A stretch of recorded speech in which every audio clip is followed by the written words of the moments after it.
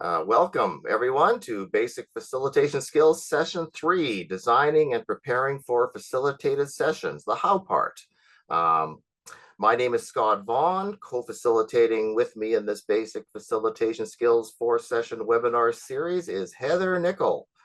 We are both with the Community Development Unit of Alberta Arts, Culture and Status of Women. We know that many of you have been with us the past couple of days. Thank you. Also, thank you for coming back. And for those that are first timers today, welcome. And please note, as I said before, that this session does go till 12 p.m. today. Also, our session tomorrow will go as well to 12 p.m. So we're going till noon. And that's again Mountain Standard Time for those that are here. You can adjust it. If you're outside the province, then you can figure that out from wherever you may be. I'm really glad to have you here. Heather and I, along with you, would like to take a moment to recognize that we're on the traditional ancestral homeland of many diverse people of Alberta, the First Nations, Métis, and Inuit, whose ancestors have walked and stewarded this land since time immemorial. We recognize our role as settlers on this land. We're grateful to work, live, and learn on this traditional territory. We're located all across Alberta, acknowledge the land of many peoples, presently subject to Treaty 6, 7, and 8. This includes the Métis settlements, the Métis districts throughout Alberta. We make this acknowledgement as an act of reconciliation and gratitude.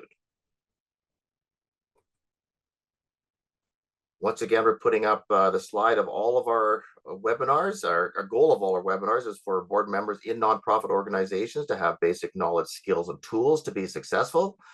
We realize that some of you are not board members, and that's perfectly fine. We're glad to have you, but we want you to be aware that the information, concepts, and ideas presented are from a board member of a nonprofit organization perspective. Also, the information presented is aimed at an introductory level, or as a refresher for board members to ensure you have the base level understandings of facilitation and other board topic areas. So on the screen, you can see many of the topics that we have for this winter, including the basic facilitation skills sessions as you see there. We also have some facilitation-based lunch and learns that are coming up too. So if you, we're going to go a little bit over tomorrow the SWOT analysis, but if you want to learn a whole much more about the SWOT analysis, you can do that on February 27th. And we also have another facilitative technique, asset mapping, that will go on March 31st. Included with this, a number of board governance related BDP series sessions that you see on the left on the screen. And also a role of the board chair, role of the board treasurer, and a strategic thinking, then strategic planning sessions coming up. So if you're interested in any of those, or if you know somebody else that might be really interested in those, then have them, provide the information to them, so, have them come and join us. We would love to have them with us. We also, we know there's always some new people. I know the people that have been with us the last couple of days, you're probably hearing this a lot, but we also want to make sure you're well aware of our self-directed online courses and video recordings that you can access via our Alberta Nonprofit Learning Center. I would suggest go in there, find a course you're looking for, or simply just even browse through the many options that are available in the Learning Center. And I think you'll find it. You might find some things that, wow, I didn't realize that. Didn't think that I would be interested in that. And I think you'll find some of that information there to help you out as your work as a board member of a nonprofit organization. As I mentioned before, we're with the Community Development Unit of Alberta Arts, Culture and Status of Women. We're involved with board governance, training, strategic planning, facilitation, organizational development, consultations, and public participation. You can reach us in a lot of different ways. You can see you can buy our consult line, our website, our email. Also, we have for all the courses and training we offer, there's a subscription form that you can be notified on a monthly basis of upcoming sessions. You might even want to take a look at signing up for that subscription form so you get regular notifications of training coming up. And we put all of that information into the chat box right now. Also, we have automatic live captions for the session. So if you want to enable it, you'll find the button in the menu at the bottom of your Zoom window. In the same place, you can also change the size of the captions by using that slider feature that's there. If you're connected by a smartphone or an iPad, your closed captions can be found in the meeting settings by clicking the More button.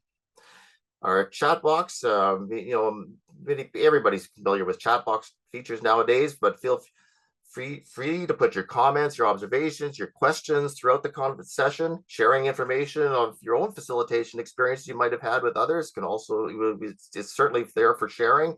We'll also use it for our activities, and we'll provide more instructions when we start those. Keep in mind, though, it is a public chat box intended for attaining your feedback, presenting information, teaching, and learning. So please provide your thoughts and comments with that consideration. Since we are talking about the chat box now, if we did do this even of our last two sessions, if there's more than just yourself, and you don't have to put anything if it's just yourself into the chat box, but if there's somebody's watching on your computer or your device more than just yourself right now, please let us know how many that is. And I'll give everybody just a second or two to post that in the chat box. If there's somebody besides you that is in with you viewing this session. Yes, thank you, Michelle. There's 3 there. Yeah, excellent. Yes, we do know that sometimes people band together to watch these sessions, and we just want to know how many people are viewing, and that's really, really helpful. Okay, we do have other resources we want to share with you, such as our toolkit. You're going to see the chat in the chat box is a link to that toolkit that provides additional resources and links that we think are helpful. I think the basic, the basic facilitation skills binder is probably a key resource that you want to take a look at that's in there. And if you do click on it, sometimes it takes a little longer to pop up because there's a lot of information there, but it's certainly yours to keep. A lot of the things that we're talking about, what we're presenting, is contained in that basic facilitation skills binder. So that's kind of your, long after the session's over, all those concepts and things and areas that we go into, it's all in there. And we also want to mention we're recording all of these sessions, and if suitable, we're going to publish them. So you'll receive an email from Eventbrite to access them in a couple of weeks. So we're hoping so you'll have a record of all of everything that we're doing here in the session today as well. Okay, where are we? And I think this is important because we've been on a facilitation skills journey here. And today we're going to explore some more designing and preparing facilitated sessions by examining the how of facilitation, by looking at the right questions, the online hybrid consideration, logistics, room setup, and the like. In the final session of this 4-part series tomorrow, we're going to spend some time looking at the delivery of facilitated sessions by discussing important aspects such as managing process, group dynamics, as well as becoming familiar with various facilitation techniques and tools to lead facilitated sessions. Well, I will say this though, that's why there's, we have 2 sessions on planning, preparing, because you'll find tomorrow we'll be saying, going back to these 2 sessions 2 and 3, that when you're on your feet, if you have done your work really, really well in prep and planning, you will have all the tools in place already to have a successful facilitated session. But there are some things when you're on your feet in front of the group that you'll find helpful, and we'll also do the facilitation some different tools and techniques that we want you to be aware of as part of the session tomorrow. Keep in mind, again, one more time, it's basic facilitation skills. It's emphasis on the basic. It's for people like yourselves that are in volunteer community positions, seeking to make your board, staff, volunteer, and public engagement sessions more meaningful. And it's certainly not aimed for training for professional facilitators or facilitators not associated with the nonprofit sector. And there's certainly training out there that is aimed that way that you may want to explore and find out if you're interested in that training. So the objectives of our session today: identify 3 design elements to consider when planning a facilitative session. People, process, and things. We'll be talking about that. Recognize the importance of well thought out questions as a key facilitator's tool to designing meaningful conversations. And identify key considerations when facilitating in person, online, and in hybrid spaces. And finally, you're going to know the final preparations needed for facilitating in person, online, and also in that hybrid space. So I'm going to turn it over to Heather, who's going to start us off with an activity. Over to you, Heather. Okay, good morning, everyone. Thank you for coming back. So today we're going to start things off a little bit differently, and we're going to give you a chance to meet your fellow participants who are also interested in facilitation. So you know how athletes warm up their bodies before sports? Well, this is similar. We start with easier or safer topics to initiate conversation. So a welcoming or getting to know you activity is quite beneficial for groups that don't know each other well. So we are going to create an opportunity for you to, one, say hello to others who are interested in facilitation. And then we're going to do another version. And the second time that we put you into small groups is you're going to experience and participate in small group work via breakout rooms in Zoom as well. So on the slide are the questions you will be answering in your breakout room. So we're going to put you into breakout rooms. Quickly, you're going to say, what is your name? Where are you from? And attempt to answer the question, when are breakout rooms a good facilitation option? So here's how you're going to end up in your breakout room. The breakout room feature in Zoom will automatically put you in a group of about 5-ish people. Technology and internet speed is different for everyone. So it might take, 30 seconds even to a minute for everyone to show up in your breakout room. So be kind, get everybody in if you can. You have 5 minutes total to answer the 3 questions. So that's about only a minute per person. So please get going right away once you slide into those rooms. If you don't have 5 people in a room, that's okay too. Begin anyway. And as soon as you see about 3 or more people in your room, get going, just because time will be tight as well. But the purpose of this is for you to experience breakout rooms as well. So again, the questions are on your screen and we're going to throw those in your chat box again. And we know that people have strong opinions about participating in breakout rooms, and we will be getting feedback on your experience today as well. So participate as best as you can. Unmute your mic and verbally answer the questions if you can. If your device is not supporting clear communications, please contribute through the chat box as best you can as well. So here we go. Scott is creating those breakout rooms right now. We're moving you into breakout rooms in the next few seconds. Okay, looks like we have 21 breakout rooms, Heather, so I'm going to create them right now. And oh, what did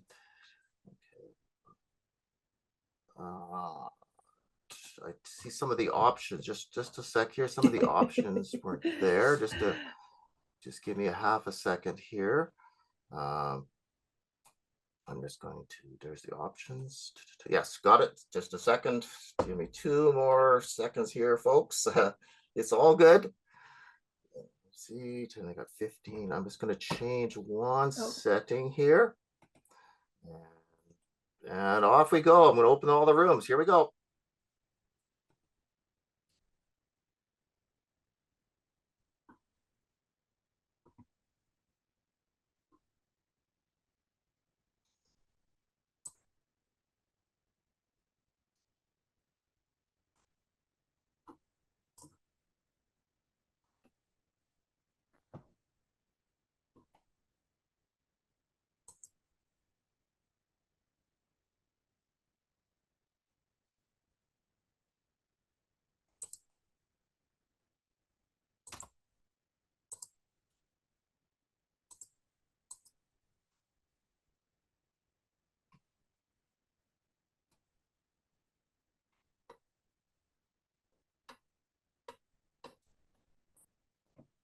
Okay.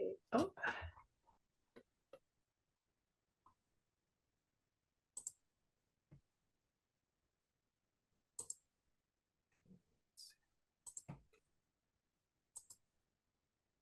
So I'm just sliding 6 people, like as they come up unassigned. Yeah. I'm just throwing them in. Thank you. I was just ready to do that. Thank you, Heather.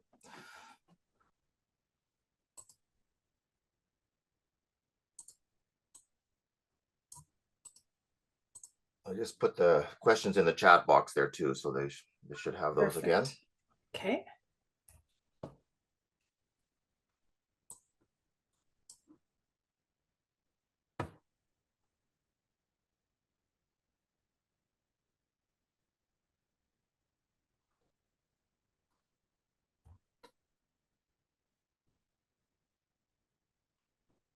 So Kim, if you're with us, maybe you have a pop-up on your screen that you need to join a room.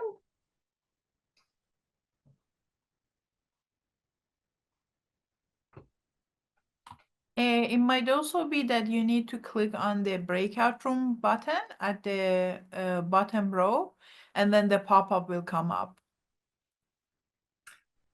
So we're getting quite a few. I think we'll just leave them. We'll just let the folks that are coming back in that are unassigned, we'll just leave you here for the moment.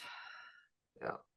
For those, you might have came late too. If we just to let you know, for some reason, if you weren't able to join a breakout room, we'll let you know what's happening. They're in breakout rooms. They're probably coming back in a, what, a couple minutes by this time, and they're just walking through questions of what is their name, where are you from, and when our breakout room is a good facilitation option. There's about 5 or 6 people in each breakout room, and when people come back, they're going to be sharing their experience in the breakout room.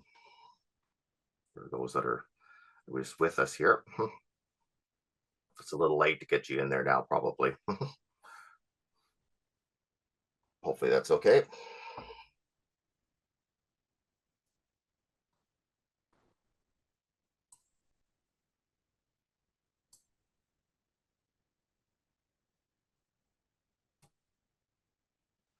Did you want me to keep the slides up, Heather? Did you move to the next slide, or are you you're gonna share the screen there at that point? Where do you want to be? I was just gonna, lets me start sharing now. Actually, that's a great idea. Okay, if you want to share now, okay. Yeah, then I'll take it and then I'm good to go. Okay.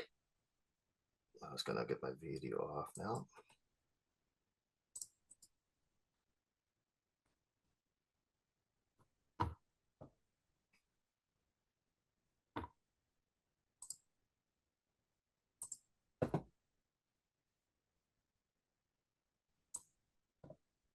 Okay, we have about a minute left and then folks will come back. Okay.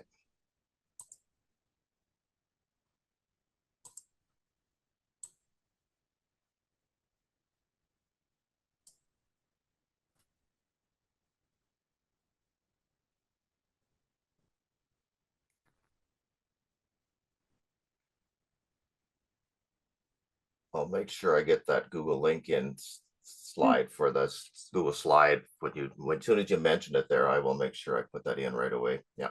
Perfect. Thank you. Okay, another 30 seconds or 20 seconds. Hopefully it worked. I can see people coming back. That'll be a good sign.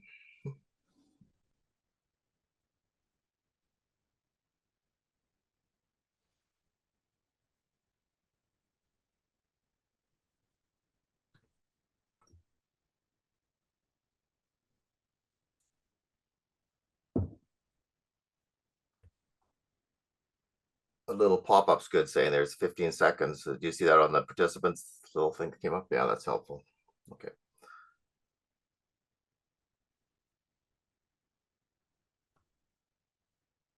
Okay, I see everybody coming back in.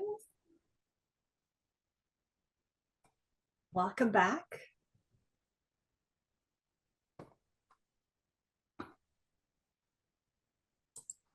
Okay, I think it looks like everybody's back in with us. So thank you for that. Thank you for hanging in there and trying it. Appreciate it.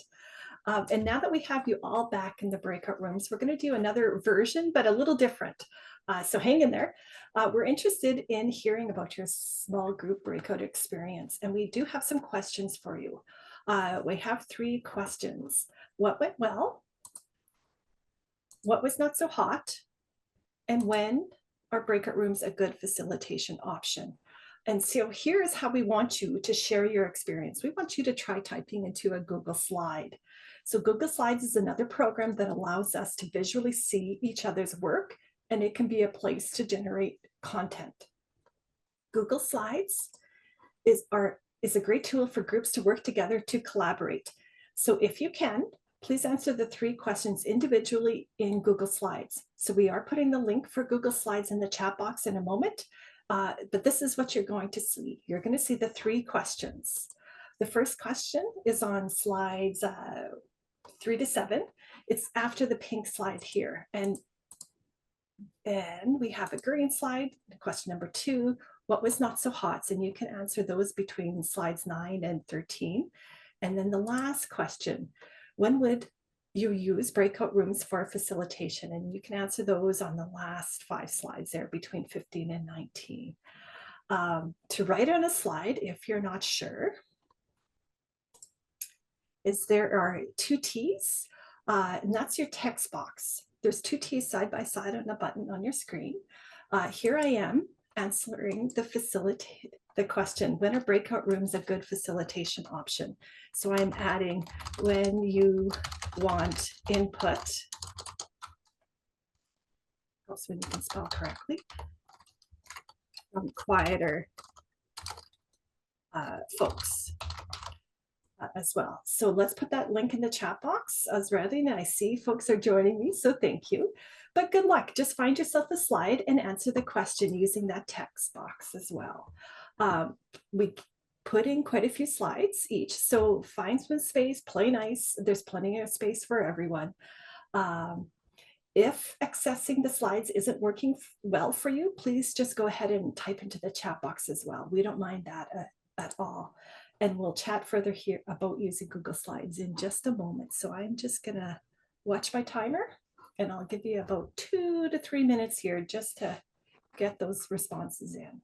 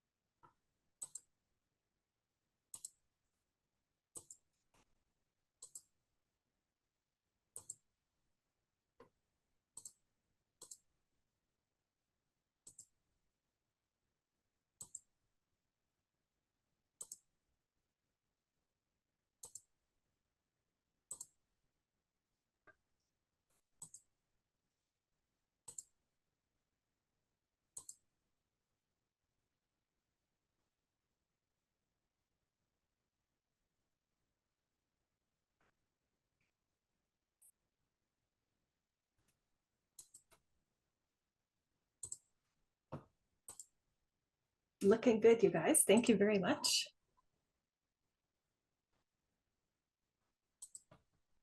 And again, if you're having trouble accessing the Google Slides, no big deal.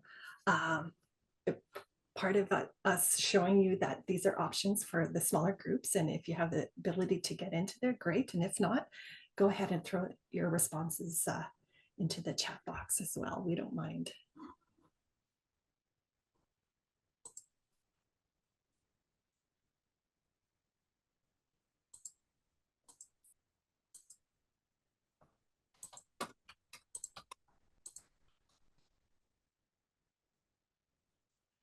One of the interesting pieces is I have no idea if you guys need another minute or not. But I do see the slides are filling up, so we're gonna get going.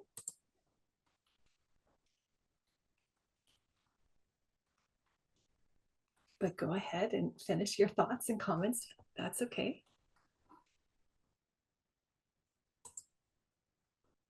Okay, let's take a look.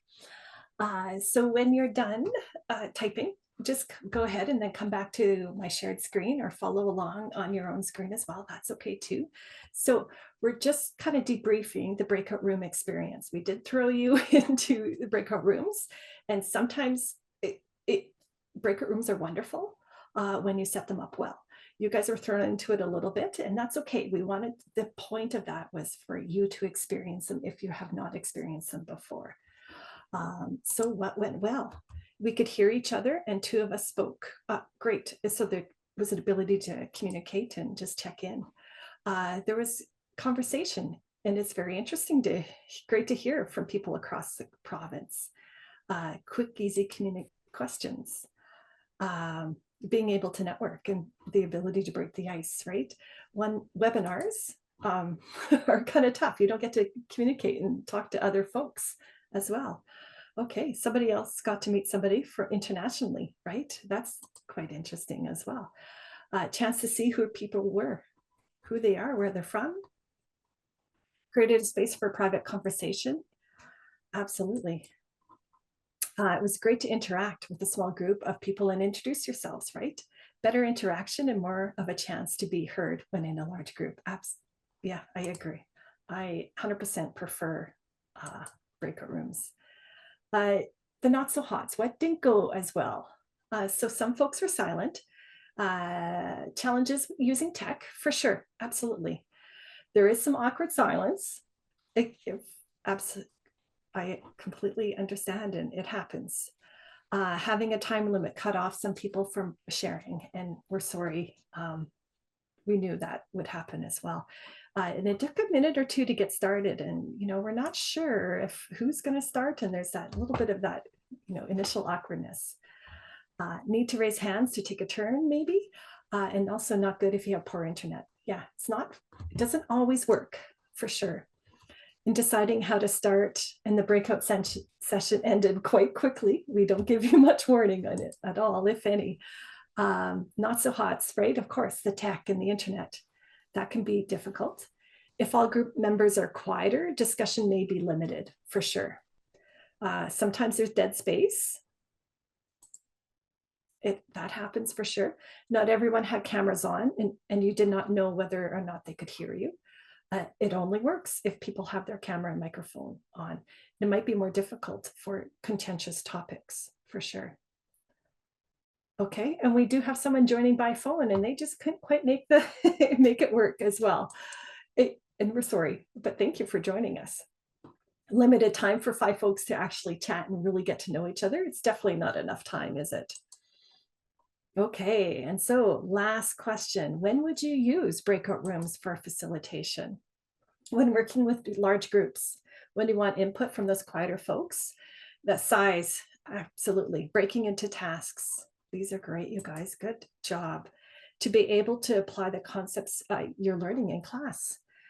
When there are multiple topics, participants could have interest in, right?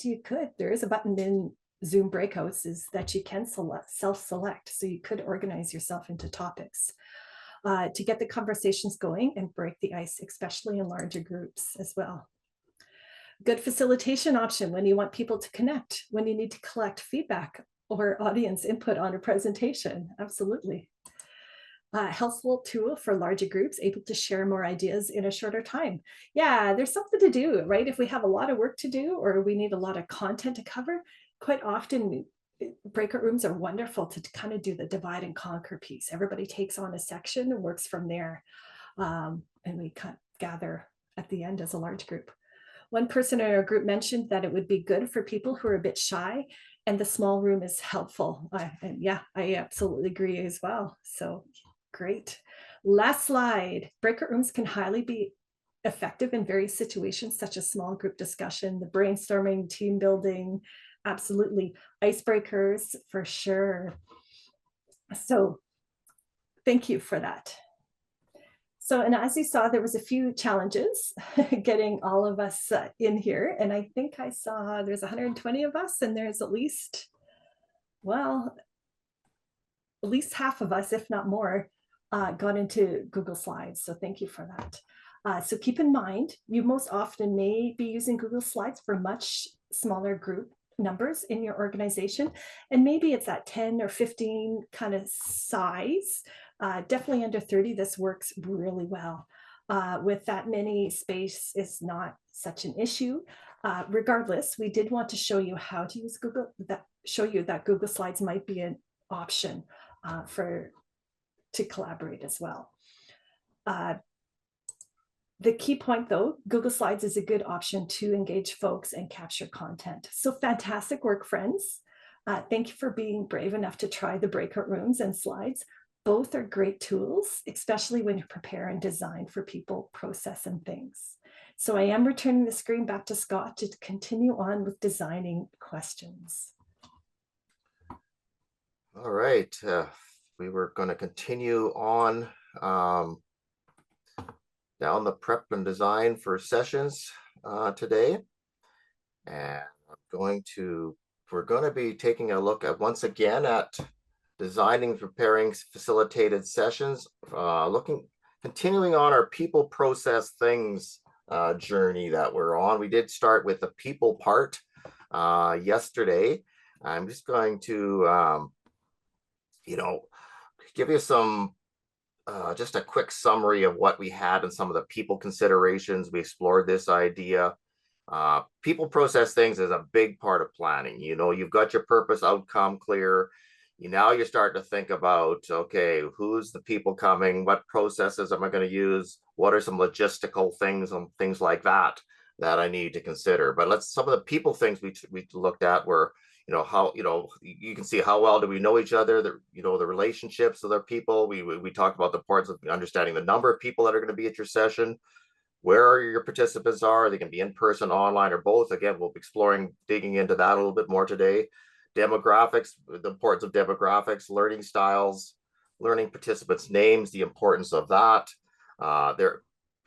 People's expectations are. We chatted about how important that is. That their past experiences, good or bad, related to facilitation, and any hot topics or red flags that might be playing around in the environment that you're working with that group, whether that's your own group or whether it's a group that you've been asked to lead. All right, we are now going to move into some process considerations. And the good news is the first couple we've already spent time on. Yes. Just reiterating again, because it's so important. Purpose and outcomes are part of your developing your process. They're part of designing a process will achieve the purpose and outcomes. You'll recall at our last session, we emphasized the importance of making sure you as the facilitator are clear on what the purpose and outcomes of the project are that you've been asked to lead before you dive into developing the facilitation process for the session. The facilitation process you develop is guided and aligns with that purpose and outcomes of the project. Saying it again because it's so important. Process and content was so important that we talked about it yesterday and a little bit today, because we need to be clear on the content that needs to be discussed. We need to be very clear on that, or the issue that needs to be decided, and then determine the best process to reach that content aim in your planning. So along with that, if you need to be considering at the front end if you'll be participating in the discussions as well as facilitating, or are you just purely as a neutral facilitator? That's another key part that you need to be understanding related to process and content. If you are going to be participating, providing your own thoughts and ideas to the session as well, you need to make sure you're very intentional in your planning when you'll be facilitating the process and when you'll be providing the content at every stage of the session. So very important part of that. A couple more things around process, timing. That's a big consideration. When is your activities and processes going to happen? Is it going to be at the beginning of the day, after the lunch, the end of the day? You need to try to develop a good overall flow. What's going to be, sometimes that's more of the art of facilitation. What is the good flow of facilitation, the order of the topics that you're going to present, how you're going to do it, the flow of the day. That's very much an important feeling that you get just because you've done your homework. You're getting a pretty good sense of the group and the content that needs to be discussed. And the flow sort of comes naturally on how we best set up the day for flow. How much time is needed for the group to reach the desired outcome? Will it take one meeting, or is it going to take multiple meetings to do it? That's another important consideration on the front end. A big part of planning is developing a set of process notes for the session that you'll be leading. These are for you, the facilitator, that you refer to as you lead the session. They should detail how you're planning to lead the day from start to finish, the steps of the process that you're expecting to facilitate, the questions you'll be asking, which we'll be talking about soon, and offering them the reminders for yourself as you lead the process. These facilitator notes are for you. And how much time you're planning even for each step of the process. That'll also be in there. As a new facilitator, or you're facilitating something challenging or complex, they're a must. There's very few facilitators that walk into that do a good job that walk in there without some type of a guide or framework that they're using for the session that they're leading. As we have a set of process notes in the toolkit as an example that you can take a look at. But certainly having process their notes that you have in front of you someplace somewhere. Even when I'm in person, I even have that copy sitting right there so I can take a peek down at them, especially when the events get bigger and more complex. They are a must because they just you keep everything together, you know, in the way that you want it to unfold. The final piece I want to talk to, and this is where we are going to spend a lot more time, is designing questions. This is an area where well thought out, purposeful questions are the cornerstone to having an engaging process and sessions with participants. And again, these questions, just like everything else we've been talking about, they need to align with the purpose and outcomes of the session. Well, let's start with going down this path with the chat box activity. What are some things you might consider when developing good questions for your session? You put your ideas in the chat box now. Get to populate that chat box or with some of the things you might consider when developing good questions for your session. Yeah, thought-provoking, desired outcome, the audience, yes, the number of participants, open-ended. Time we have to discuss, yes, very much. How to involve everyone, the topic, yeah, make sure you're on topic. You're not, the questions are going into some other areas that are off topic. Engaging audience, the ages, yeah, the incremental, what the participants want to achieve. Yes, their goals play. The questions you're going to ask are going to be tied very tightly to those goals. Yeah. What info do they need to answer? Yeah, another good way of putting it. Getting everyone to feel safe to participate. That's an important part included in your thinking. Outcomes, is it, outcomes are a big part of your questions. Aligning with objectives, aligning with your outcomes. The group dynamics, yes, how you ask the questions might also tie into your understanding of the group dynamics, where you spent some good time in your prep trying to get a clear picture of what that looks like. Yeah, knowing your audience. Yeah, make sure it's not offensive, sensitive. Yeah, check your questions, and we'll talk a little bit about that coming up here. How familiar the group is, how many sessions we've done before. Yeah, see, there's some familiarity. If it's multiple sessions with your group, you get a chance to even learn those dynamics even more. And so you might even change maybe your second or third session with the group, how your questions are asked, as you get to know and become more familiar with the group. Yeah, practice answering the questions. Yeah, sometimes you even get a colleague to you got some questions that you're proposing, maybe check them out with a colleague, somebody that's maybe can provide you some feedback on your questions. Well-worded questions. Yeah, they're all really important. Well-worded, but keeping the questions simple. I think that's the two together are really important, straightforward. They need to be worded well, but still plain language that people are trying to wrinkling their nose when they hear the question. I don't understand that question. Then you have to give further, instructions on what the question's all about. So sometimes just getting it right the first time on how the question's going to be asked is really important. Yeah, keeping it simple, straightforward. So great stuff on those. I think you guys got those are really good, good lead-ins to what we want to talk about here right now. And the art of powerful conversations. And this is where you can do your best work as a facilitator. You have a key role to ensure the group has meaningful, purposeful, powerful conversation, especially on organizational matters where important decisions or directions are required. So as a facilitator, question development should be very intentional.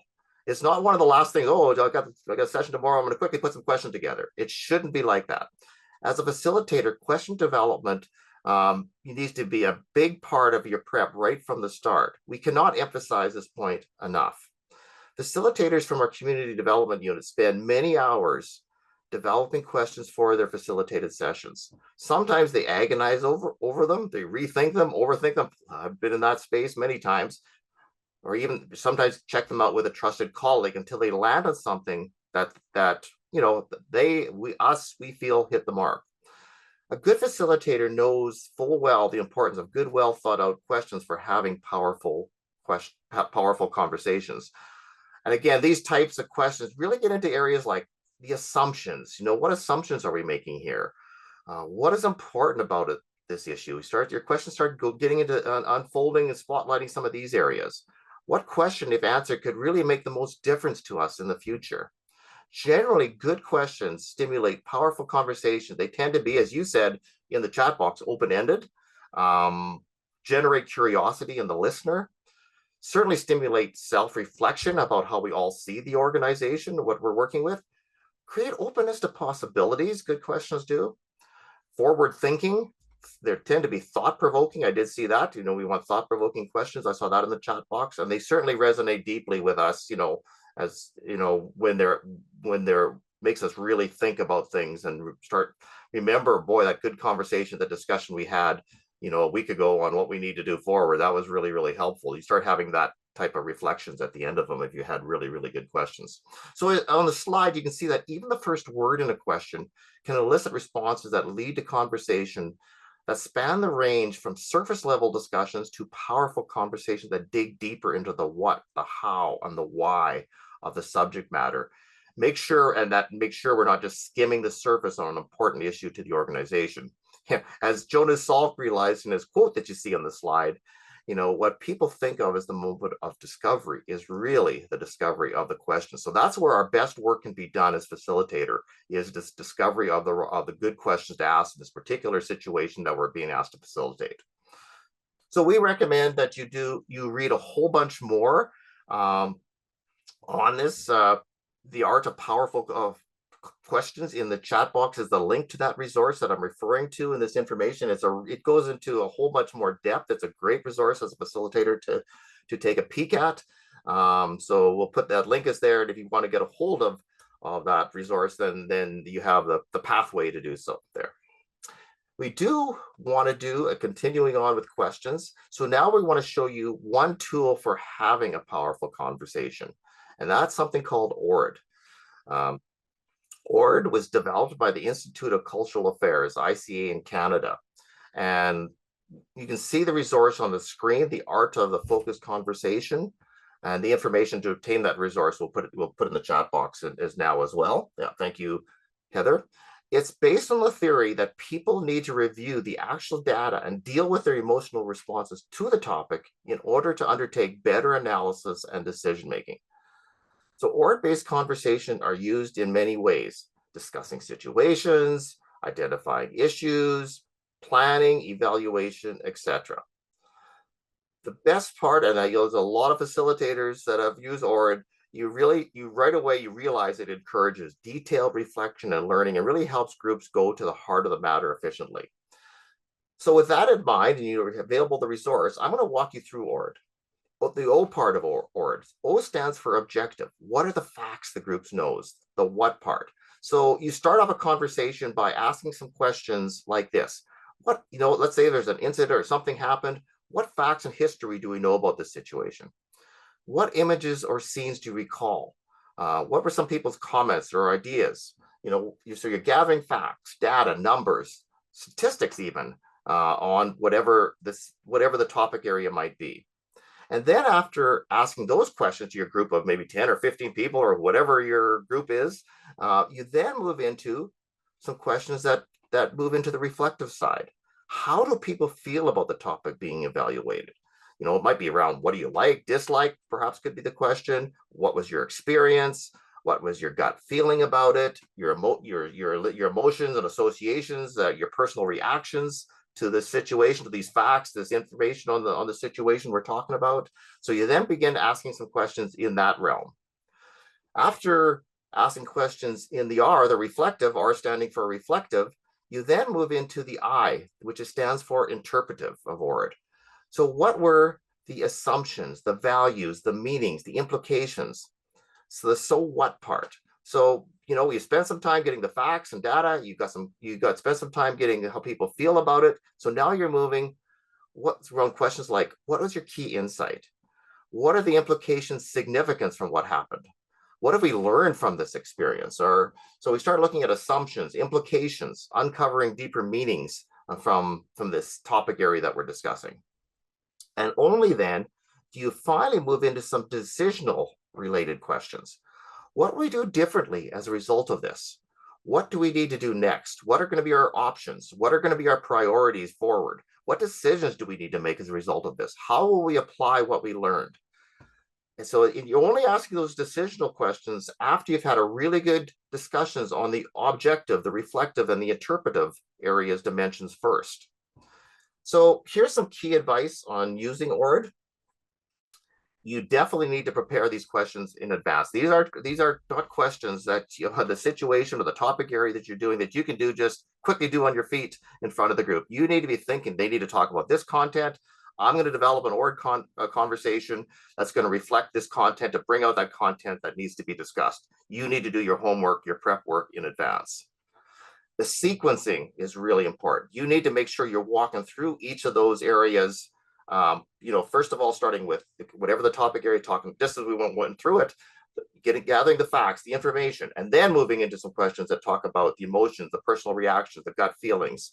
Then moving into some questions. Okay, what does this mean to us? What do we need to do next? Sorry, not what do we need next? What is significance? What are the implications going forward? And then finally, you move into some decisional questions with the group saying, what do we need to do next? What are the options? Where do we have to, what do we have to do? You start moving into those decisional questions. So a quality ORD is where the transitions though between the four stages are seamless. Participants are not aware that you're asking questions under this ORD framework. You don't have to even say, well, I'm going to do an ORD framework with you. Actually, I never do that. I actually just put together the questions in advance and have the transitions going in my notes and my process notes that we were talking about before right there. So once you see that you've had a pretty much discussed all the objective parts, the pieces that people need to know about the facts, there's sort of an art of facilitation where, I think it's time to now move into some of these reflective questions that I have in advance, and then moving into the interpretive ones, and finally into the decisional one. So clear, straightforward questions are needed. The simplicity of questions is really important here, but they certainly are all aimed at getting that content that needs to be discussed out.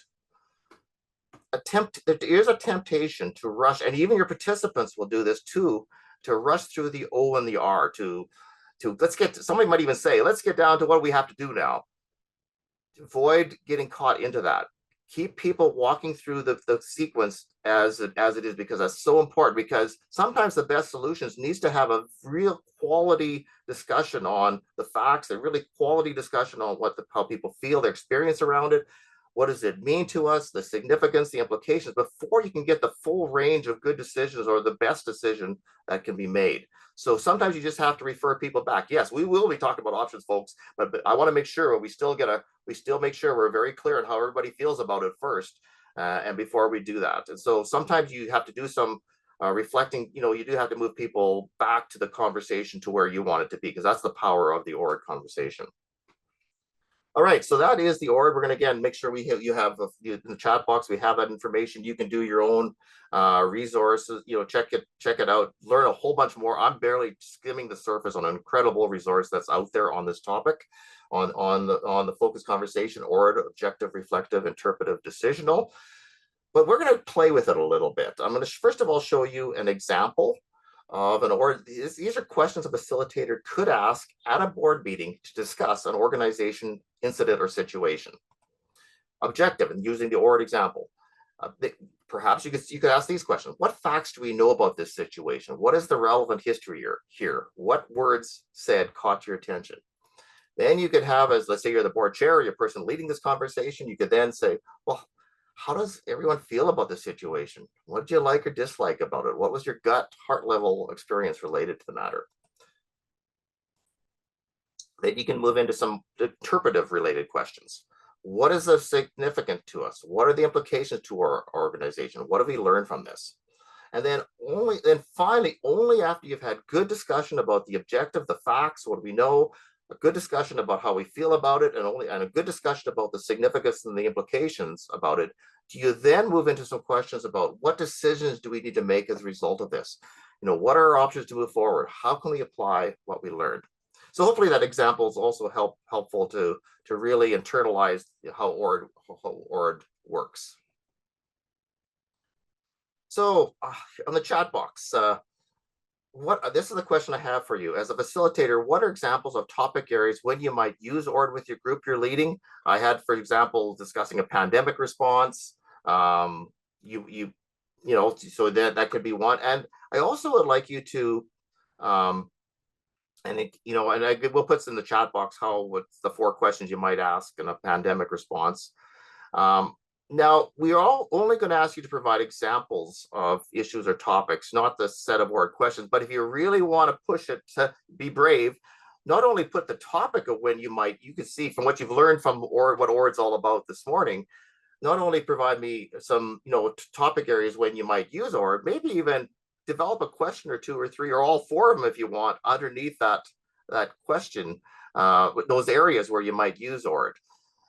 Minimum I'm looking for from you is make sure you identify when you see from what you've learned what ORD's all about, different situations when you might use it, and for bonus points, add maybe a question or 2 under questions you might ask related to that situation or incident that you've identified, or that topic area. Okay. Start your engines, folks. Put your thoughts into the chat box now.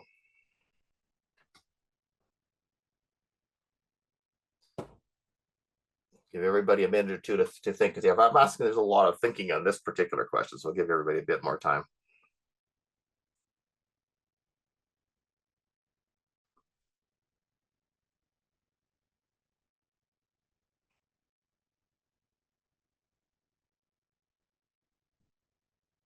Yeah, I see a couple notes into the chat box right now. Updating a business continuity plan. Yeah, a privacy policy, developing.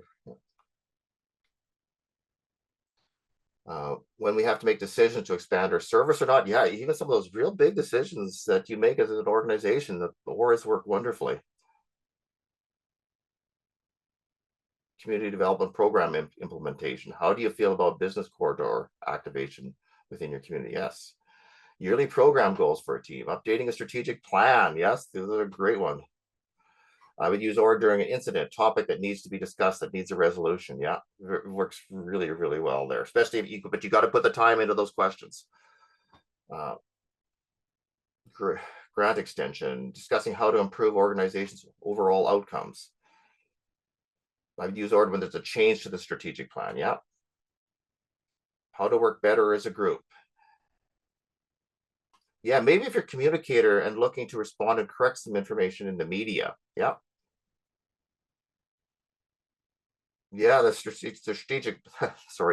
strategic plan examples keeps coming up. And I thank you for putting in your thoughts there. Strategic planning session. What were the results of the previous session? What does the group feel most strongly about our focus moving forward? What is our capacity? Wouldn't those questions really evoke some really good conversations with your group?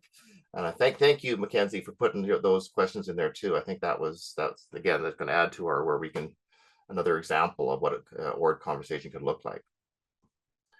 Discussing multi-layered topics, evaluating a completed project. Yes. Again, review around vision and mission works really good. Discussing a critical instance. Multiple ways where this conversation, I have to admit, even as a facilitator, there's many times when I will pull on this ORD, even as part of other facilitation tools and techniques, as part of that process notes, part of that work with the group that day. Somewhere there might be an ORD conversation or 2 related to, even within a bigger facilitation piece that I'm doing with a group. And I think some of our fellow facilitators that I work with too would agree as well. Yeah, what are the impacts of not doing something? Yeah, there's just so many different ways you can use it. So hopefully you found this helpful, this ORD conversation and how it can be used. So we're going to talk a little bit more about the designing questions. And one of the things just a few more tips. And again, we've showed you the art of powerful conversations. We showed you an ORD, but a few tips when you're designing questions. And this is where, because even ORD, you have to design those questions. That's a big part. It's easier when the session's purpose and outcomes are clear. That is why we spent so much time in the last webinar encouraging you to ensure you have the purpose and outcomes clear right from the start before you jump in to actually begin planning and facilitating the session. You need to think about how will people respond to your questions. So test your questions. As you determine questions you plan to ask participants, really think them through or how they might respond to them. I think I saw that in the chat box. Somebody mentioned that. Test your questions with a trusted colleague. See how they provide answers to your questions. That kind of due diligence you do in the front end will pay you dividends on the actual in front of the room when we talk about tomorrow, when you're actually in front there delivering the session. Yeah, again, once again, open-ended versus closed-ended questions. Open-ended questions allow you to gain better insights into the minds of the respondents. They prompt people to answer with sentences and stories, maybe give deeper and new insights. Open-ended questions also let people to express their opinions in their own words. Example, what do you think are the top priorities for our organization moving forward? That question is going to really allow some people some room to provide their thoughts. On the other hand, closed-ended questions limit answers from participants in the group, but are useful when you need to bring discussions to a close. So closed-ended questions aren't bad in themselves. They're just, you need to use them at the right time. For example, what is when you need to, I just think you're ready to move on to another area. You a yes, no response. Are we ready to move on, folks? So sometimes that can be a thumbs up, thumbs down. A very quick response can be, there's a time when closed-ended questions have a place too. Or we need to quickly get feedback from the group of where they might be on the topic in the room. There are times where closed-ended questions are still valuable. The key part here is you do need to customize questions for different purposes. The set of questions you use will likely be different for each and every facilitation project you do. The purpose outcomes for your session will drive the questions that you ask, and that's why they're different. Again, the final here is questions take thoughtful consideration in the design in order to encourage discussion, get participation, and obtain results. You are not doing this 5 minutes before you're on with the group. Your questions, I think, I probably said this multiple times, but I think it's so important, is that you did your homework ahead of time. And whether they're in an ORD framework or whatever framework you have, you've thought about those questions beforehand. Here are some other things to keep in mind when you're looking at questions. The first to consider is scope. As a facilitator in preparing your questions to ask and have good conversations, tailor and clarify the scope as precisely as possible to keep them within the realistic boundaries and the needs of the situation you're in. Avoid stretching the scope of your question too far. You might have done incredible work in the front end talking about what's going to be in scope and out of scope in this discussion. You spent some time with the host, the contact, getting that very, very clearly. But then I've seen it happen where a facilitator then went and asked a question to the group that brought all those areas in. You want to make sure your questions are really on point. They are directly tied to the outcomes, the purpose, the content that you need to be discussed, and they're not bringing in stuff that's going to make it really difficult. That you already said we don't want to have discussions in this area that's out of scope. But you by having your scope your questions so general, you've actually brought those areas back in that you didn't want to have there. And that, believe me, from facilitating in front of a room, and I've done this myself. That's why I mentioned it so much here, is be careful. Make sure you spend good time to keep your questions are in scope with the purpose and outcomes that you're trying to achieve. Assumptions. This is another area that can trip us up. We need to be aware of any assumptions that we may be making in our questions. There are often assumptions embedded in the questions we ask. We don't even realize it sometimes. So here in the chat box, here's a couple questions. What did we do wrong and who's responsible? What can we learn from what's happened and what might we do differently next time? Why is the second question better than the first one? I'd like you to put your thoughts in the chat box on this right now.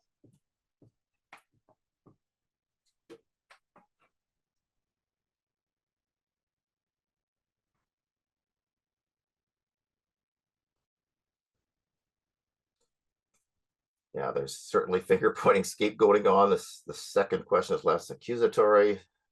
That's about growth thinking. Yes. The first is assigning blame. The first one is blaming.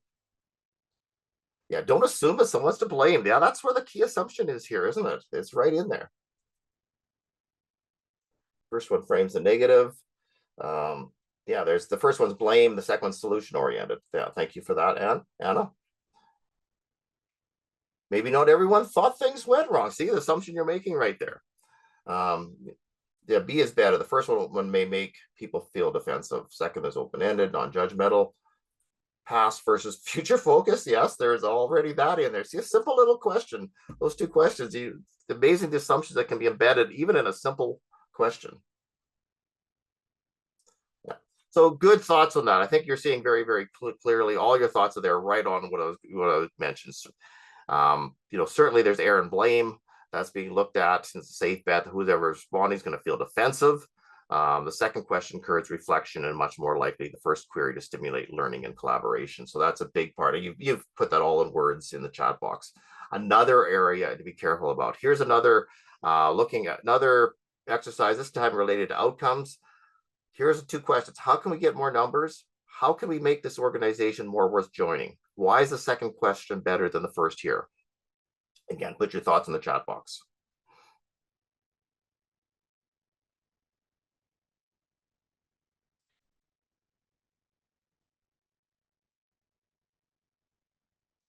Yeah, just Patty's saying invites more ideas and thoughts. Yes, definitely. That's this.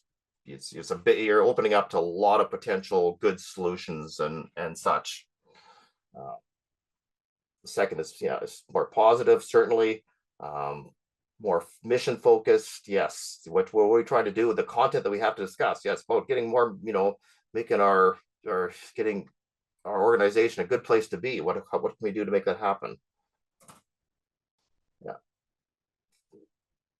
First question pre-suggests that the outcome is getting members, while the second opens it up to more options. Absolutely. That is, you guys are getting this completely. It's amazing how we can limit options just by how we ask the question. And that's probably the biggest learning that's here. Focus on what we can control. Maybe there's a part of that in there too. So yeah, you're getting the idea really good on this. Thank you for your thoughts on that. Again, the first question here, you're certainly looking is narrow, likely does not identify the root problem the organization faces. Certainly the second question encourages a more thorough discussion aimed at the heart of the matter and achieving the outcomes intended. In other words, the second question is going to result in a more powerful conversation, which has been the whole part of this section of our session today. Okay, we are going to leave questions now and going into because questions were a part of process. Remember, talking about people, process, things, and we're going to that final part, which is things or things considerations. We're designing sessions. What are some things considerations that we need to do? And we're going to start looking at things considerations from an in-session perspective with me first, and then I'm going to turn it over to Heather, who's going to do some work with you on things considerations related to online and hybrid formats. So some things. And this is pretty straightforward, especially if you've been in in-person sessions before. A lot of these probably completely make sense, so I'm not going to spend a lot of time here. But location, wherever you're having your in-person session, make sure it's convenient, it's easy to get to, it's accessible. There's parking, if you will. You might say, well, why are we worried about that stuff? Well, if people can't get there and they're struggling to get there, they come in with not as happy as you'd like them to be coming in. So even things like just location can mean a lot to you as a facilitator. Is this place where people can get to? Usable wall space, much needed priority criteria. Certainly when I used to do a lot of facilitation in person, that wall space, I was all over to making sure that wall space where I could have cards, I could have all that mural board stuff we were showing. Me and many other facilitators we'd be doing those type of things right on a wall in the room. But if you don't have a wall, the wall space isn't very good. It's pretty hard to do sorting ideas, developing priorities, goals, headers, all that things. If you don't, wall space is such a valuable tool for a facilitator in many cases. Again, you have to tie it to what you're doing with the group, and you also need spots. Your room is really important. Does the room have space for flip charts to be put up? If you had some breakout groups, small group space, is the space conducive for doing those type of things where you maybe have some other tools and techniques that you want to use that's going to take full advantage of that in-person space. You also need to be concerned about the lighting, the temperature, the chair comfort, all those human things that make us feel really comfortable, really wanting to participate and don't detract from our participation. Don't ever underestimate how important if all of these are. And yes, temperature can be a really difficult one to challenge, to do with groups, because some people's inner temperatures are all different. So it's hard to get it just right. But sometimes even saying, make sure the room, even beforehand, you maybe put something out there saying, we know the room's a little bit cooler. Make sure you bring a sweater to our when we discuss such and such tomorrow night. That's again some of your prep. You let people know about the room, what it's like. Even in making sure people have comfortable chairs. You might think this is such a, why am I worried about this compared to everything else that I have to worry about?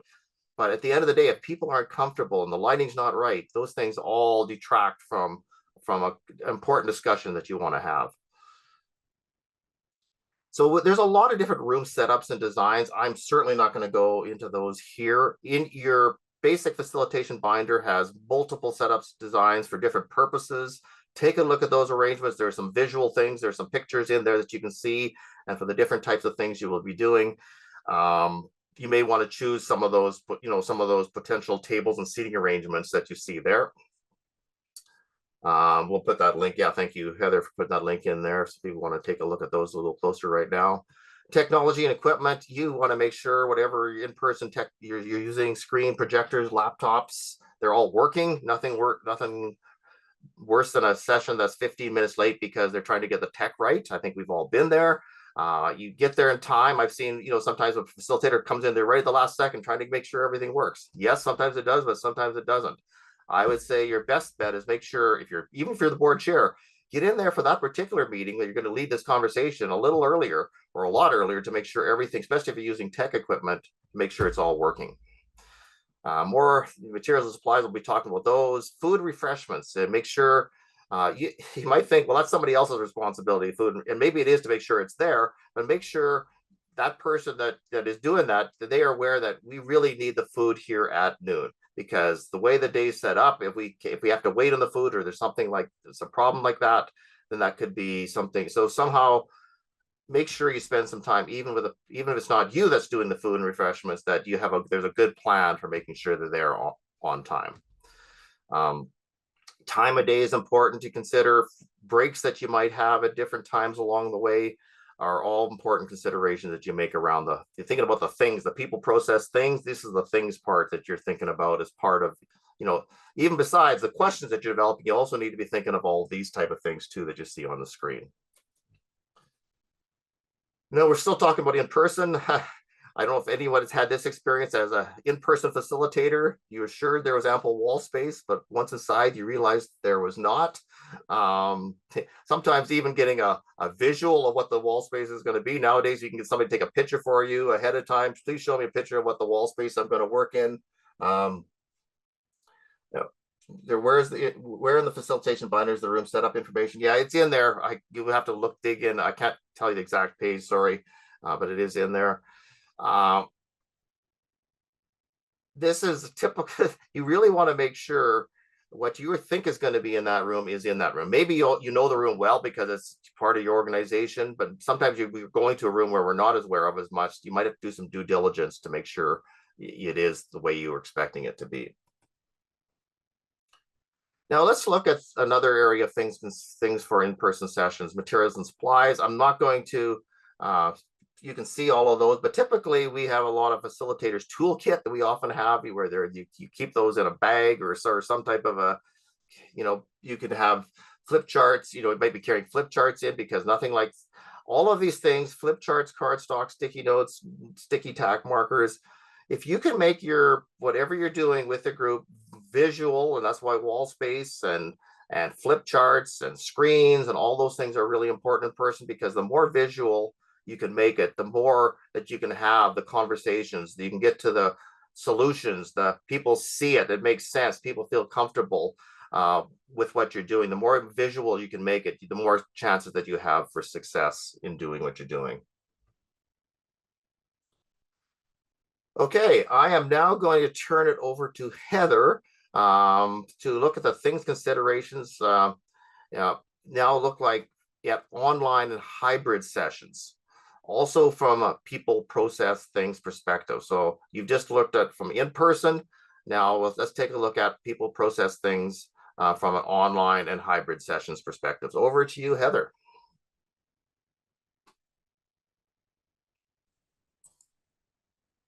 There we go. Hello, everyone. Nice to see you again. Okay, so we are going to be working in Mural here in just a moment. And so the question that we're going to be working on is what might be some people, process, and things related considerations if you were facilitating online. And so this is when we're talking about, how are we going to meet? What platform are we using? How are folks going to be able to see and hear each other? So we do need to work together, and we're going to grab your ideas and we're going to put them into Mural.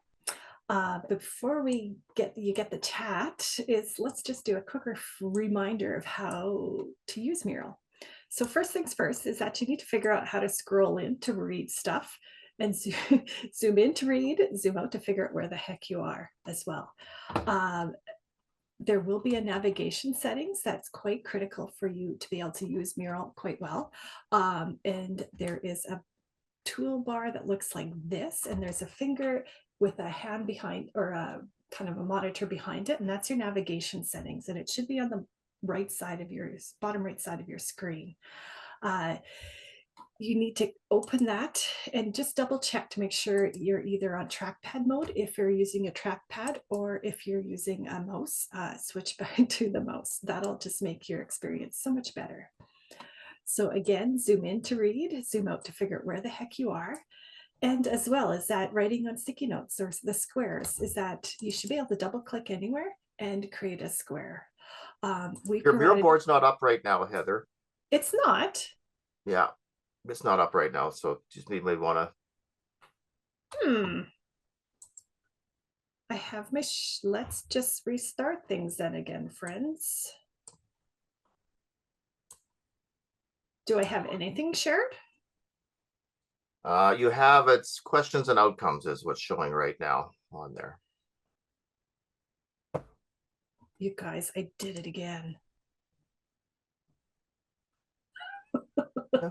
Twice in a row. That's all good. As you can see, folks, yeah, this is normal stuff. We're online. We have to sort things out once in a while. All good. When you finally master the mute button, yeah, this is, you just switch to sharing the wrong screen. It's working now. Heather, would you mind just start from the beginning? Yeah, Thank you. Can.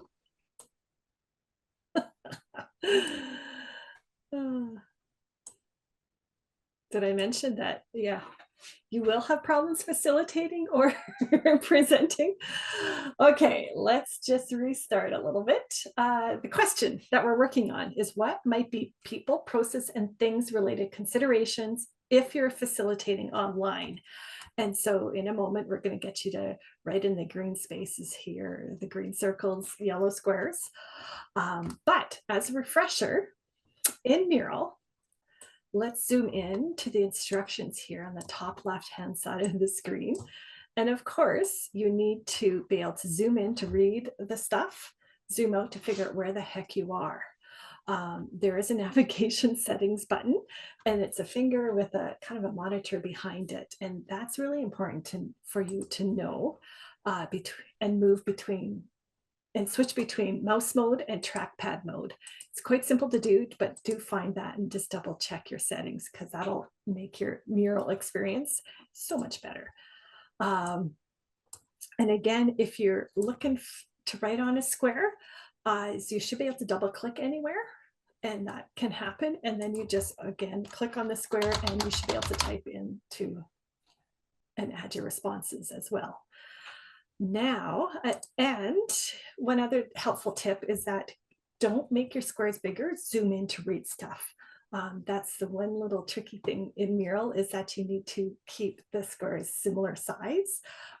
If you make your square bigger, then it covers up everybody else's squares as well. So just something to be mindful of. And last but not least is that it's okay to close pop-ups in Mural. Quite often there's an outline function that shows up on the right-hand side of the screen. If that is open, just go ahead and close it. That'll just give you a little bit more screen space to be able to see things as well. And the buttons look something like this, and that's on my screen there on the top right-hand side. There's your instructions. Come on in, friends. Again, we're working on the top center space on the screen.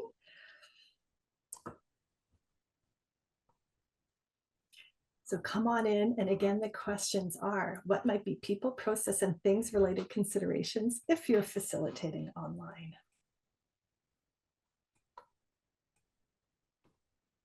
Maybe I'll give you about, let's check in here in about 3 minutes just to get those ideas out.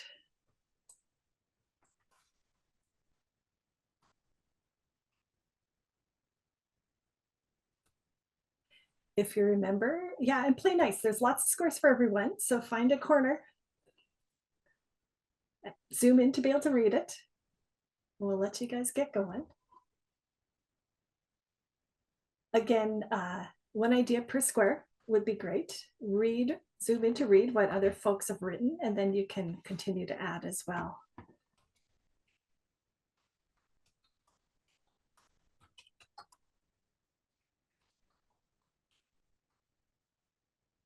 And mural is trickier and harder to tell you how to turn the squares off or to everybody else's cursors. That's harder to do, but you can do it.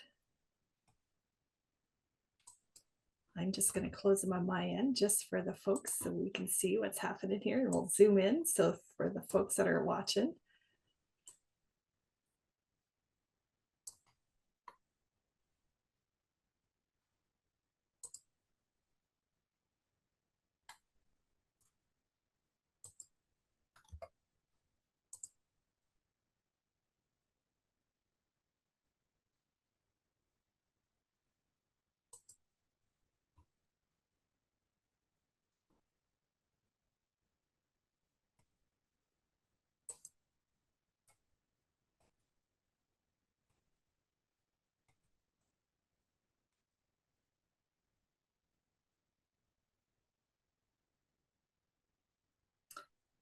And you have about another minute and just over a minute to add your responses.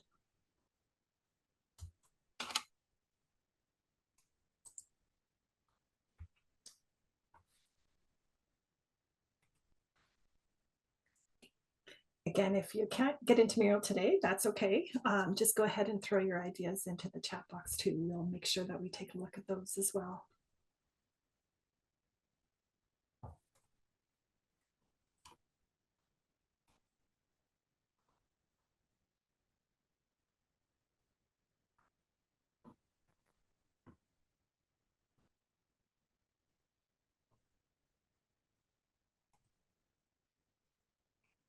Okay, the last 30 seconds.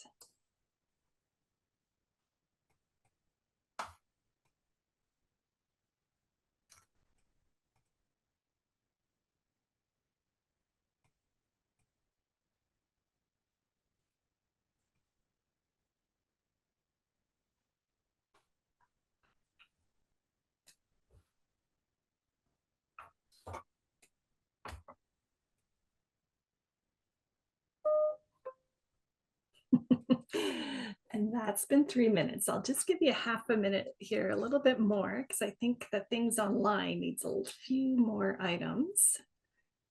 But it's looking really great, you guys.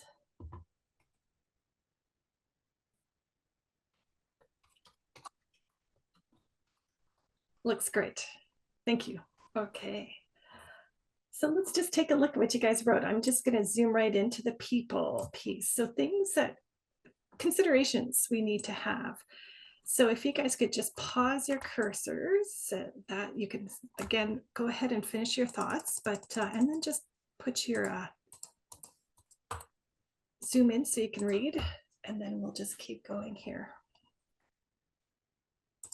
Okay. So we're talking people, right? We have to check the people, invite the right people, and just manage some anxiety and ensure people are comfortable with the tech as well, and make sure everyone has a chance to talk and there's no time hogs. And how do we manage the people that process, by talking as well? For sure. Bandwidth. Yeah, absolutely. Okay. Process. I'm just gonna make these a little bit bigger. Good work, Dane. Thank you for this. Process considerations while online. That warm up, the icebreaker, is super useful, isn't it? The pace, managing tech problems for sure. The breakouts, clear understanding of process. Online spaces for recording ideas, right? How are we going to record the information and record that conversation so we can use it later? Prepping the documentation ahead of time, absolutely. Agendas and timer with timings and tell people when the breaks will be. Yeah, absolutely. Allowing for time to arrive in the online space and even giving folks time to practice as well. That's super useful and important. Okay, great job, you guys. Oh, I see under process. Yeah, those really clear directions. That's a great one as well. Okay, moving to things online. Let's just zoom in here. And I'm just going to make some of our font just a little bit bigger, just for the folks that are looking on my screen as well. There we go. So we're talking about the things consideration, right? Having your tech ready and working. So working microphones and cameras for all participants levels the playing field and just makes it increases the accessibility for folks as well. Closed captioning is if needed, and sign interpretation, absolutely. Which platform we're using, time of day, that internet and speed, right? Super important. Lighting for your space, absolutely. Using a moderator if your group size requires it, for sure. Powder outages, I have a story about that later. And what devices you're joining with, you need to know, right? Because if you're on a phone size device, not nearly as easy and to use Mural from a phone versus something with a larger screen. For sure, supporting the learners. A backup plan. We have something about this as well. What happens if the facilitator gets booted from the meeting? Then what? And of course, that plan B, for sure. These are great, you guys. Thank you very, very much for those. Very wise group we have here. And if you didn't see, we do have a little bit of a practice space on the very bottom left-hand side of Mural as well, when we talked about, you know, people getting in and getting comfortable with the tech,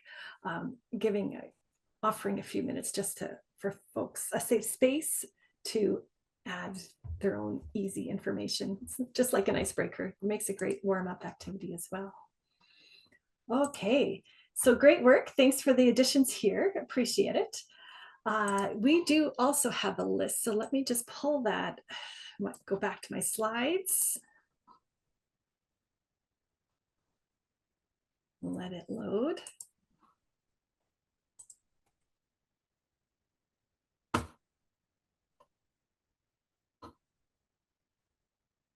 Let me find the right slide again. Here we go. Okay. So here's our list. And as you can see, you've identified many of them so far. So that facilitator presence, the facilitator energy has to be bigger online. We communicate in person subconsciously with gestures, facial expression, casual humor, etc., all which are trickier to communicate online. You need to be more conscious and intentional when leading online. You need to ensure that your facilitator presence is strong, especially if you tend to be more laid back and quiet. Setting up your space and yourself to look professional online as well, right?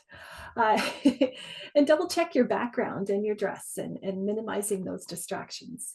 And how are you being seen and heard? If possible, invest and use the quality equipment in that screen and your microphones and headphones, etc. Your facilitator presence needs to be strong, which includes being seen and heard as well. And so now your turn, just to add your thoughts.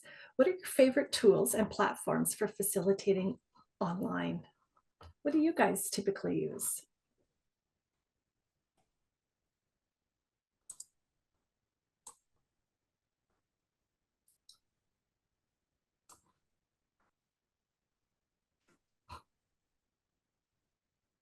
You can throw them into the chat box. That would be great. Yeah, Teams and Zoom are quite, these are quite often used. Used to use Jamboard until it wasn't available anymore. Us too.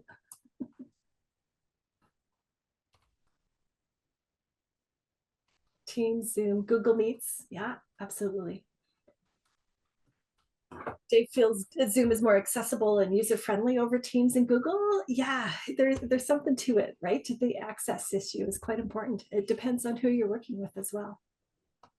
Okay, Teams and Facebook Live as a combo. That's a great combo. Okay, Google Meets for your personal use. You need to know your audience. Absolutely. Okay, I prefer MS Teams because of its events registration feature. Yeah. Okay, and yeah, so there's positive negatives, right? And pros and cons to each platform that we use. And that's what happens. And you need to be, as a facilitator, you need to know how to use that tech or get the help for what you are doing with each group as well, for sure.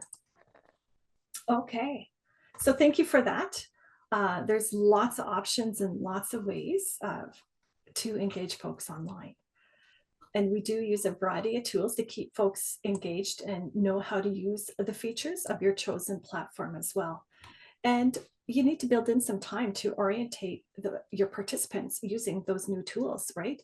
Not everybody comes in with the same level of experience and abilities. So you do need to build a plan to ensure that you can get the folks up and running as quickly as possible.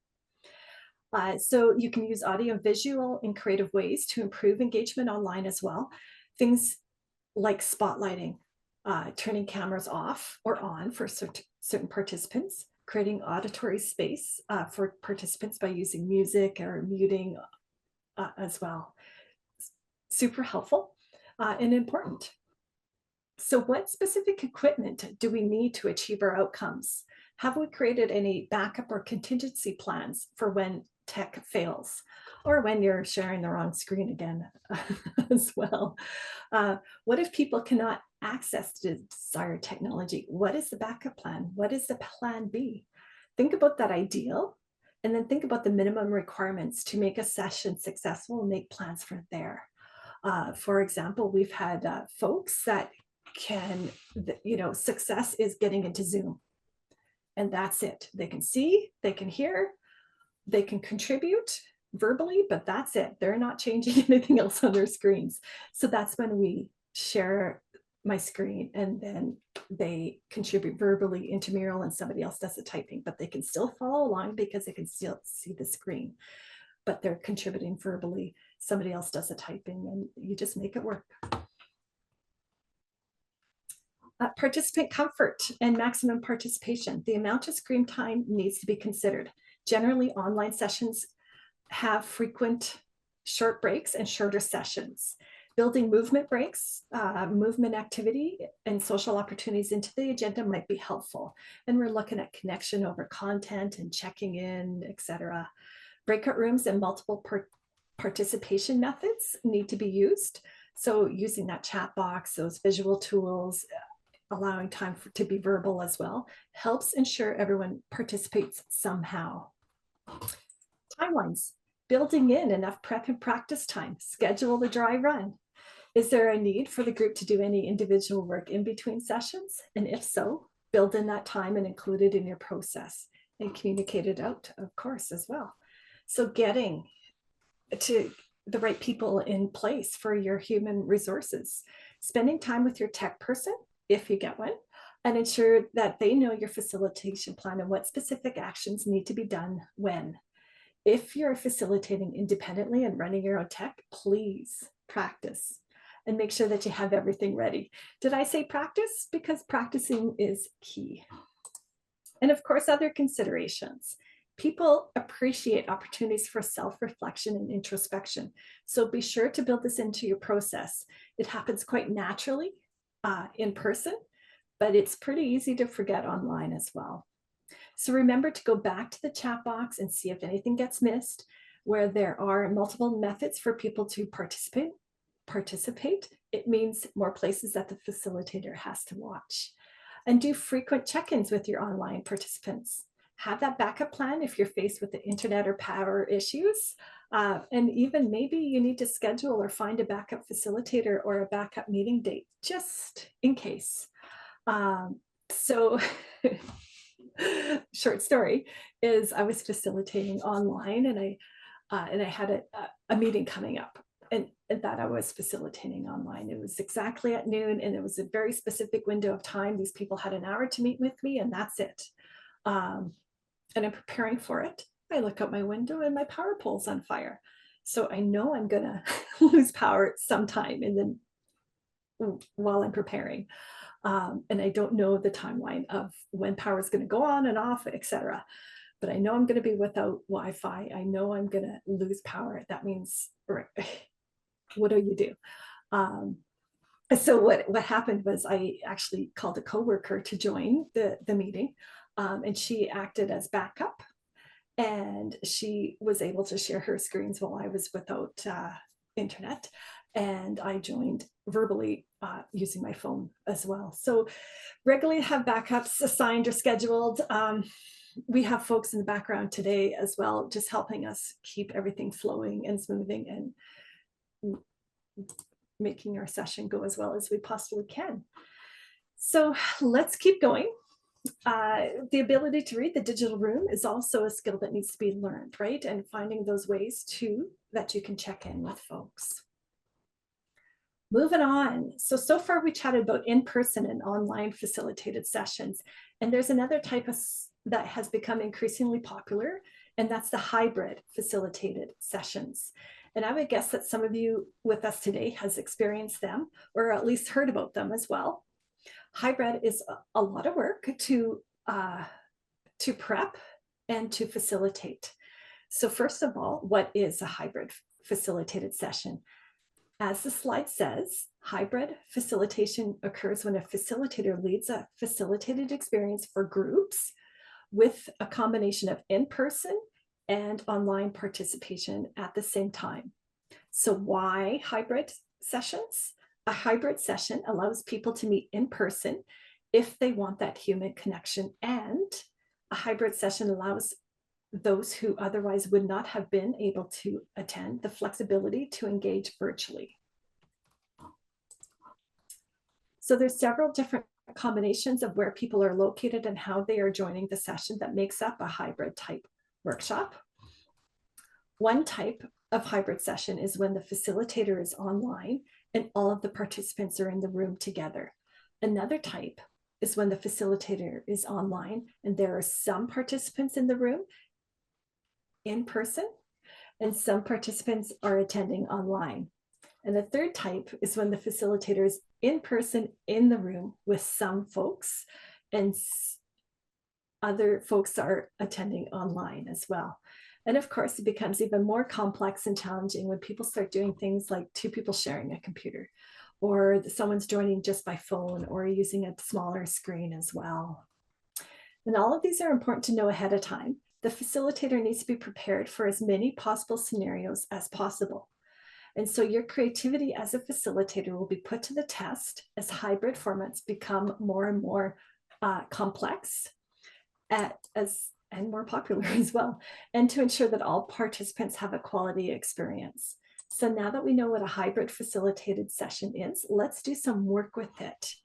And so we're going to move back into Mural.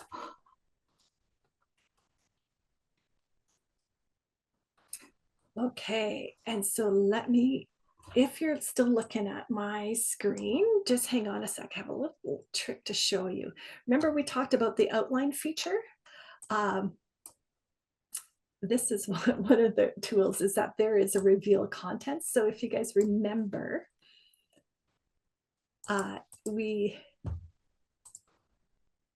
go. If you guys remember, is that on our first day, I hid some content under kind of like a top secret, and I covered it up, the pieces that were prepped ahead of time that you weren't ready to work on. This time I just hid it. And so if you're looking on screen, that's just a helpful, another neat feature in Mural.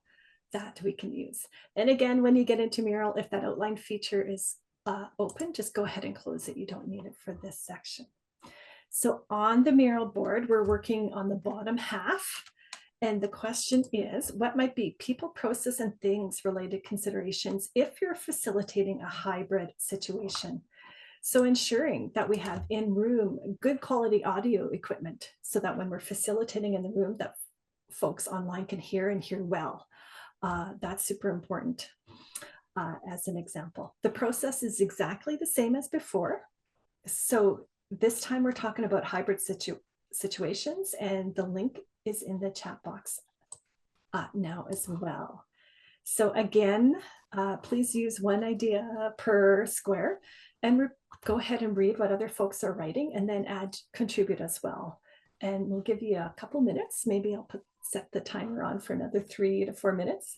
And please continue to create and post sticky notes into Mural. Read what's been posted already and continue to add your responses. Okay, just again, watch those size of your squares as well. Just going to check in, and I'll zoom in here in a minute.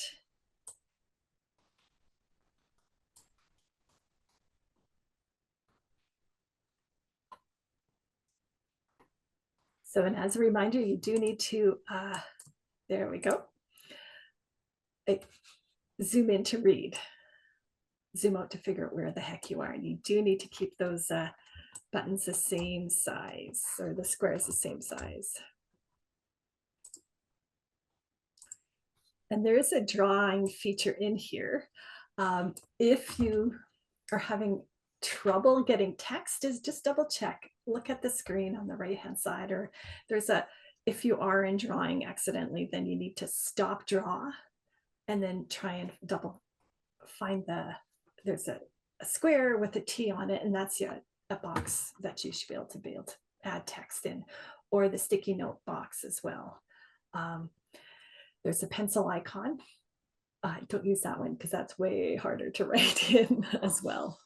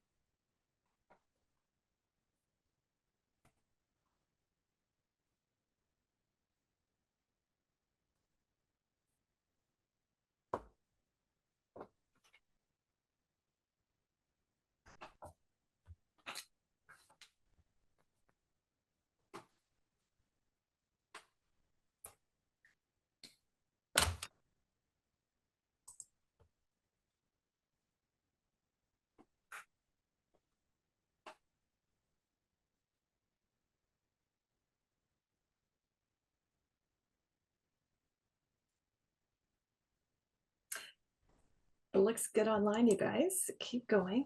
If you are having trouble accessing Mural, don't worry about it. You can follow along on my screen, and as well as add your thoughts for hybrid sessions about people, process, and things into the chat box too. We don't mind looking at those in the chat box as well.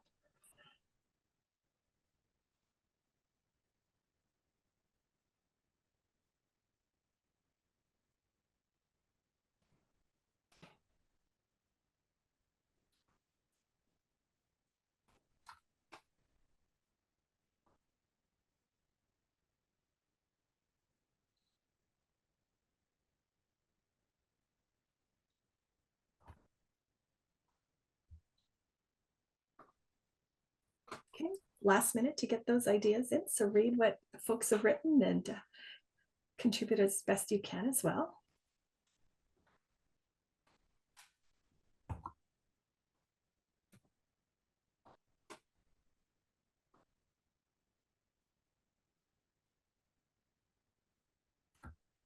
fun fact, there's about 48 of you guys in Miro at the moment.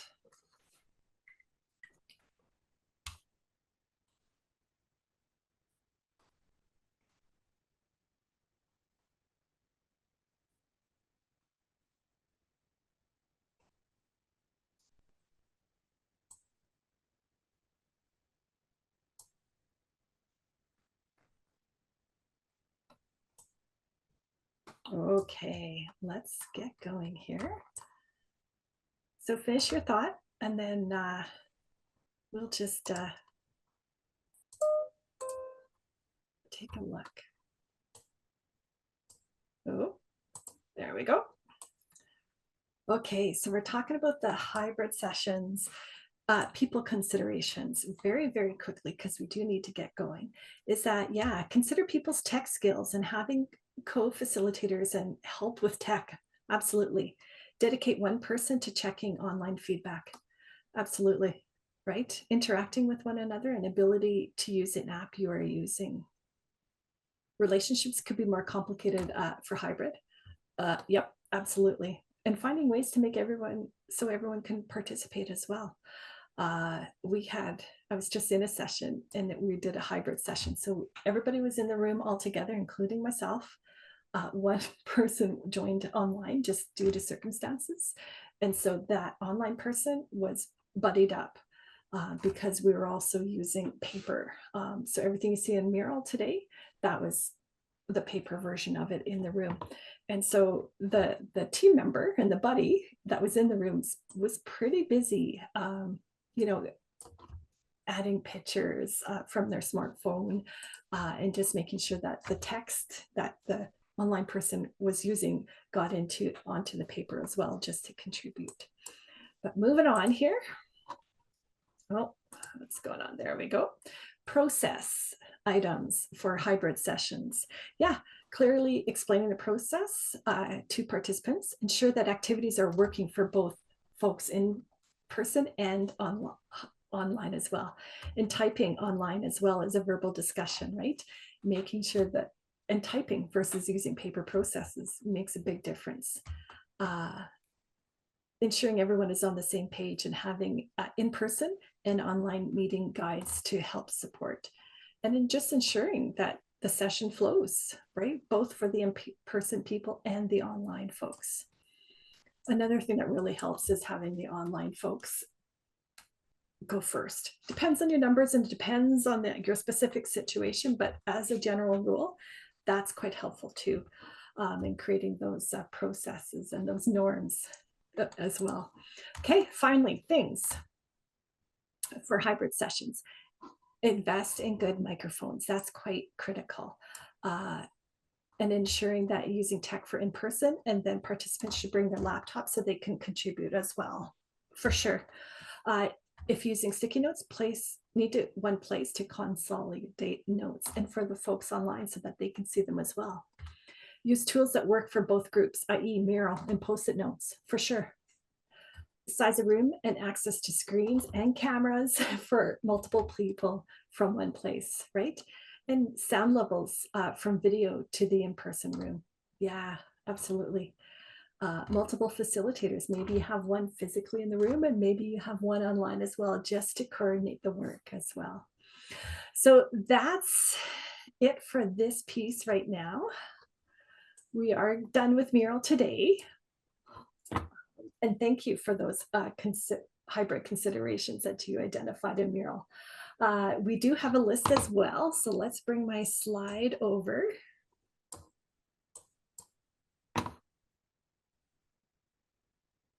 And we'll finish up with these. Let's see if I shared the right screen. Hopefully I did. Okay, so here's our list that we have. So since all the same considerations apply from both our online list as well as the in-person list, and because we're doing both, we're just going to focus on what makes hybrid sessions unique. And understand that you will not always be in control. And sometimes you just have to go with it and be flexible and adaptable as well. So timelines. Even more prep time is needed for hybrid sessions. And you're almost building two processes, one for those online and one for those in the room. And because of all the logistics and personnel and process options needed, more intense planning is required. And you need to align the processes as well. So perhaps consider homework or asynchronous work to complement and move the process along and make the best use of time as well. And we highly recommend getting help to lead hybrid sessions. You need more people and resources to support hybrid events. Perhaps even having a specific online and in-person facilitators can be beneficial in getting that human support you need to do the hybrid sessions well. And perhaps facilitators include the online participants first, then turn to the people in the room so the online people do not feel left out of the conversation as well. And that buddy system, each person online has an in-room buddy to stay connected and communicate by text or private message to ensure they feel engaged and they're contributing to the process. And so they don't get forgotten about as well. In my example, when our in-person, the buddy got distracted in doing other things, that's when the online person got forgotten about. And a few times we've had to stop and pause and check in with that online person as well. So it happens. Buddy system, yeah, assign a role, and then that's the only role that the person does during the day. So, and as we said before, having someone to solely take care of the tech side is sure helpful and it's important. That allows the facilitator to focus on facilitating. Super helpful. We cannot emphasize enough how important it is to have someone who knows how to troubleshoot the tech issues you will have. Sometimes they're easy fixes, sometimes they're not. So if possible, have a big screen in the room for the people in person so that they can see everyone together who are also online. And suggest to have cameras on with the group. It's something that you have decided as part of your working principles, you've agreed to ahead of time with the participants, and that will help with the engagement and the participation and ensuring productive conversations. And of course, facilitators need to remind participants that are attending the meeting online to do what they can do to engage and participate well. So making sure they're in a spot with good reception, they keep the background noises to minimal, and closing those unnecessary tabs on the computer, and joining on time and ensuring the speakers and microphones work and so that they have time to get any last minute instructions as well. And of course, knowing where the link is for the session so that they can join quickly and efficiently. So now that we've talked about in-person, online, and hybrid sessions, how do you know which one to choose for what we're doing and why? And so there are pros and cons to each method. I am going to turn it back to Scott now to talk about considerations when choosing in-person, online, and hybrid sessions. Over to you, Scott. Okay, yes, and we're going to start with a chat box activity here. We're winding down our time today, but we do want to get your thoughts to this question. What do you need to consider when choosing? We've talked a lot about in-person, online, hybrid formats, but what are some things you need to consider when choosing? Because we're still on that prepping and getting ready for your session. What do you need to consider when choosing in-person, online, or a hybrid format for the delivery of your session? If you can put your thoughts into the chat box to that question right now, that would be wonderful.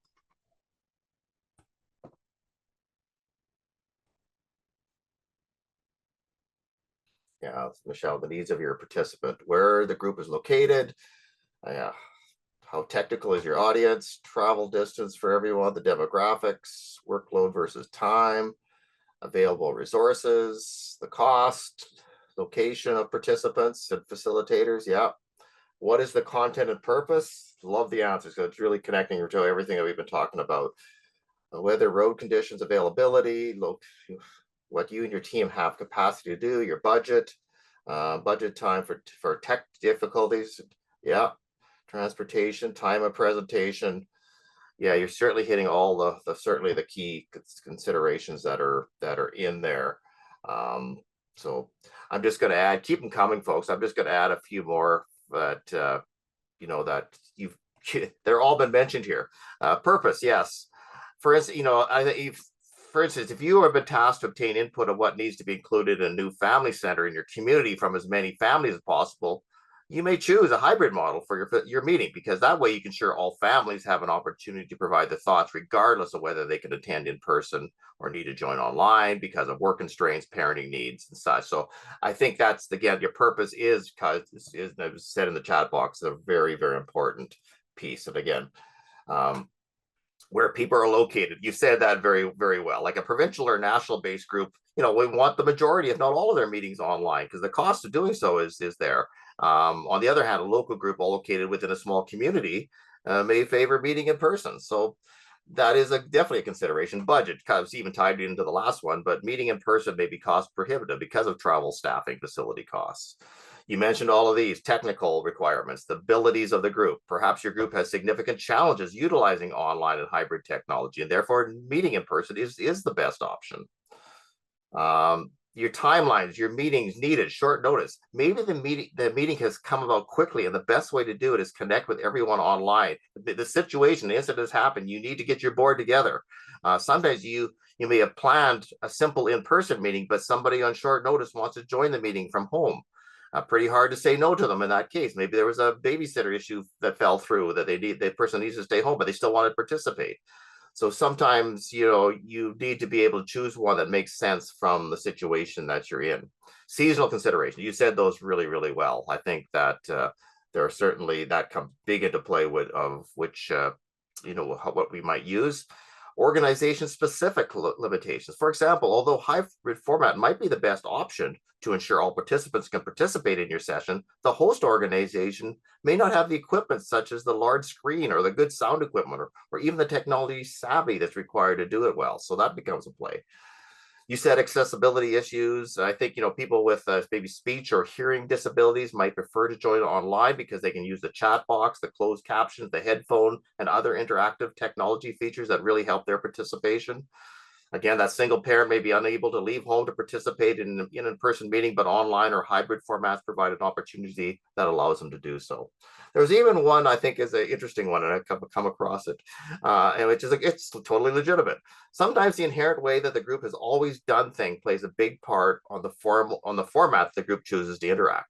You may come across a group that simply likes to meet together in person. They might have all the capabilities to meet online, but have always met in person, and that's the way they do it. That's the way they feel most comfortable.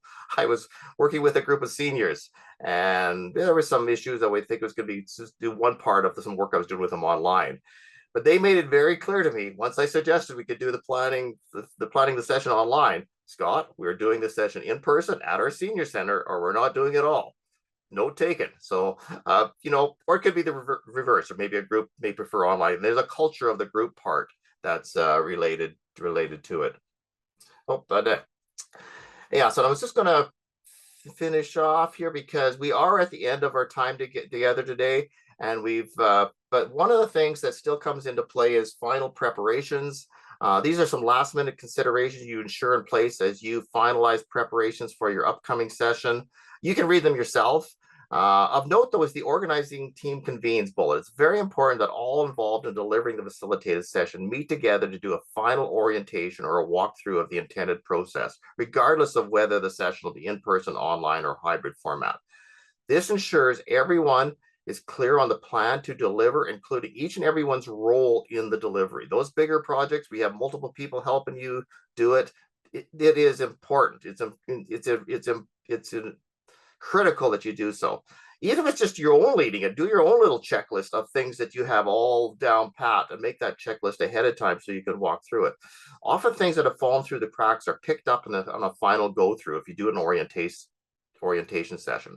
It also ensures the upcoming session is front in mind to everyone involved in the delivery of it. This is especially critical if you're leading a very large or complex session, as we mentioned.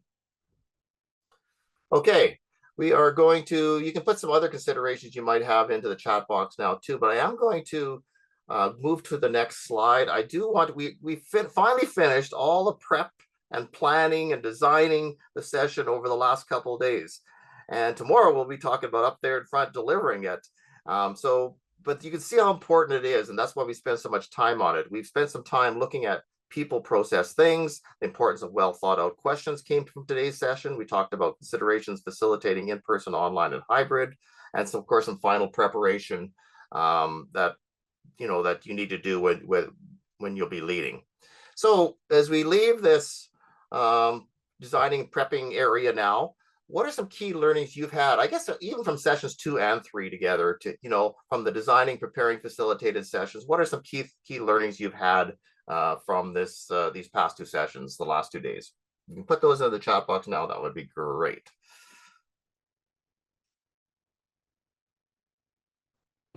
Purpose and planning questions, yeah.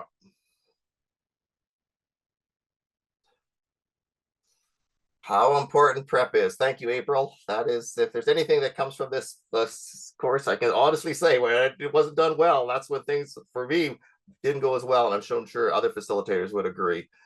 Yeah, ORID, yes, the ORID is a great tool, or even having a framework for asking your questions, whether you use ORID or something else is really good. Preparation is key. Training runs, yeah. Practice use of the mural board, yeah. Planning, yeah. ORID was mentioned a number of times. Yeah, it's just a super good tool that we certainly wanted to give to you in a lot of detail, because we thought you would probably like it. Having backups if things fall through, yeah. The quantity and quality of prep, work, and practice will make the delivery easier. Thank you, Ron. If there was ever a concluding statement that I wanted to provide, you probably put it in those words right there. Yeah, preparation, again, detailed review of all the kinds of plans. Hopefully we've really sensed that that internalization of the importance of prep when you're doing facilitated sessions. This is not something you're winging it. This is something that you're really putting a good time, again, so that you don't waste anyone's time when you're actually there leading the group. You did your due diligence to ensure that you help the group do their best thinking, because you put the time and prep to do so that the questions are asked, the goals are being reached, and things are happening well. Yeah, okay. I'm just going to thank you for your reflection. Keep them coming in. That's good. Yeah. Again, you can pretty much know where the journey we're on now. We've certainly got the role of facilitator. The design and prep we've talked about lots. Tomorrow we talk about delivering facilitated sessions, the managing the process, group dynamics, and a whole bunch on tools and techniques. So that is where we're at. So again, our typical stuff on closing. If you don't mind completing the evaluation form that Heather has put into the chat box right now, and you could give you a minute or two just to complete that evaluation form. And it's just click on the link, it'll come up. You can put your thoughts in. There's a set of questions there. Then there's a submit button, and we will have it. Yeah, and yeah, thank you for everybody to say that the session was helpful. Appreciate that. I'm glad it was, because having the work that you do out there leading sessions for whether it's your board, whether it's your community, whatever it might be, where you work. I think that good facilitated conversations, having good conversations that are working towards purpose and goals that are really important and facilitators have a key role towards that end.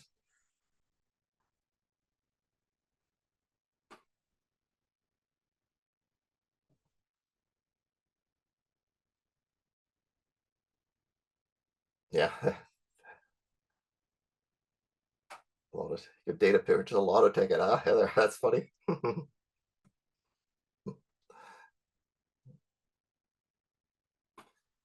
We didn't have much time for questions on our formal part today, but if you do have a question, we will stay about 5 minutes or 10 minutes after. So to take maybe I'm going to say 5 minutes, but if there's a lot of questions, we'll stay longer. But we'll probably stay after I do a formal closing here, about 5 minutes, just to see if any of you have a question that you would like to ask of us. If you can put them, if you want to put in into the chat box now, that's fine too. That would be great. And because I know we're really tight in time. The third session is always a heavy session, and we just have a lot of information. So sometimes the Q&A is a little tough. For sure, even tomorrow we'll try. We have a little bit more time. Usually at the end of tomorrow we'll have to be answer your question too, if you want to hold it till then. But we're certainly more than happy to try to answer. But we'll close the session first, and then we'll stick around for 5 minutes to see if there's any questions from anybody at that time. So we did want to thank you for your evaluation forms. Again, the reminder of if you do want to attend our, our session tomorrow, if you aren't already registered, or any of the sessions that you see on the screen, you see them there. You can also see the link in the chat box to do so. We also talk about our nonprofit learning center, where there's a number of self-directed courses and videos that you can do your own learning at your own pace with. And we have the link for the nonprofit learning center. You'll see in there as well real soon. And finally, how to get a hold of us. There's the many different ways through our website, through our consult line, our nonprofit learning center, many different ways that you can reach us. So we'll put all those links in again as well. And certainly we're going to close the formal part of the day off right now.